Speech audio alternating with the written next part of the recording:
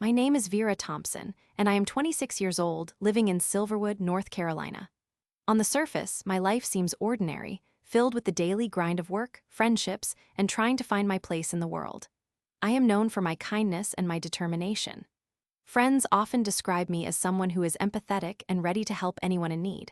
However, I harbor a dark past that I have kept hidden away, and it is about time I shared it. Back when I was in college, I was known as the quiet girl who kept to herself, hoping to make it through my studies without drawing too much attention.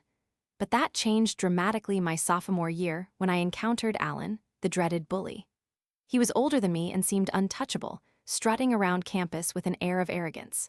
He first approached me on an icy February day, the wind howling around us, demanding I wash his clothes and underwear. I remember trying to refuse, my heart racing as I looked into his piercing eyes. But he threatened me, claiming he had been to jail before for hurting someone. My stomach twisted with fear, and I stammered that I would help him. That was just the beginning of the nightmare. Alan made it a point to remind me of the power he held over me. Whether it was a sultry summer day or a freezing rainstorm, he demanded I bring him alcohol and pineapple cake from the supermarket or the bakery. Each time I hesitated, he would raise his hand as if he were about to strike. I could not risk it, so I did as he commanded, trying to keep my head down and survive the semester. Every moment turned into a punishment, with him using my fears to manipulate me into submitting to his will. What was worse was his academic confidence. He was failing his courses, and he made it clear that I was his secret weapon to pass the examinations. In our twisted relationship, I became his tutor, using my knowledge to help him cheat through the MBBS exams. I thought perhaps I could make a difference and endear myself to him to finally escape the torment he represented.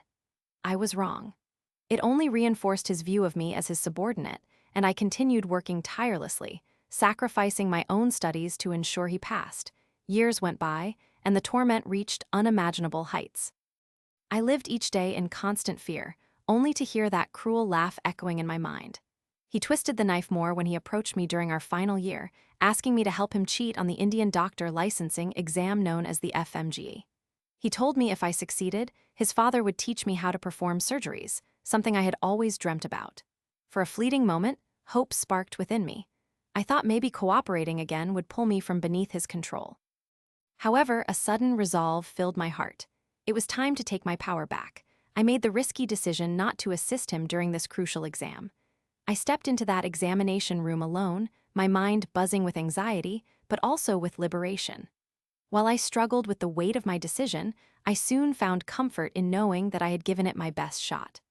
I poured my heart and soul into my studies, mastering the material on my own. When the results came out, I was overjoyed to learn that I passed. But when I checked Alan's name on the list, a surge of exhilaration washed over me. It was missing. He had failed. I did not have the heart to feel sorry for him, perhaps because years of his abuse had stripped away any sympathy I might have had.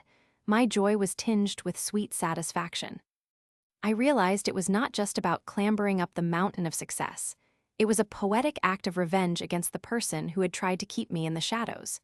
It was not just my intellect that bested him, but also my resolve to break free from that cycle of fear and subjugation. The table had finally turned, and Alan was no longer the untouchable bully, but a man dimmed by his own choices.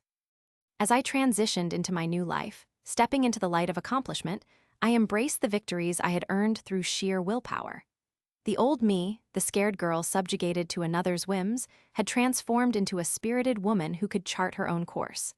I found closure, knowing the power of resilience and the importance of standing up for oneself.